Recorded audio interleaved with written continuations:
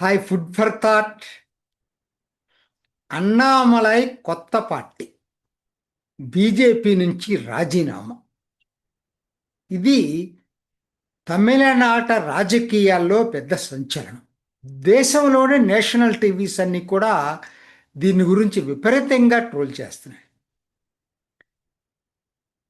ఒక IPS officer, నిజాయితీ గల ఐపీఎస్ ఆఫీసరు రాజీనామా చేసి రాజకీయాల్లో సమాజాన్ని మార్చాలని వచ్చి బీజేపీలో చేరి బీజేపీని అసలు తమిళనాడులో అంటరాని పార్టీగా ఉన్న బీజేపీకి విజిబిలిటీ తీసుకొచ్చాడు. చివరికి కారణం ఏదైనా కావచ్చు, నిస్పృహ చెంది బీజేపీ నుంచి రాజీనామా చేయాల్సిన పరిస్థితులు వచ్చినాయి.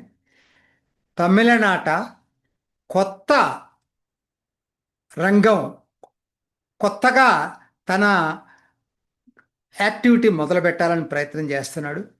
సక్సెస్ అవుతాడా లేదా అనేది కాలం నిర్ణయించబోతుంది.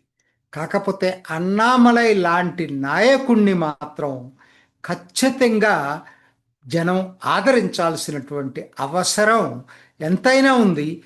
అది అందరికి కూడా ఉపయోగపడుతుంది. అన్నామలైకి భవిష్యత్తు ఉందని అనుకుంటున్నాను. మీరేమంటారు? Food for thought.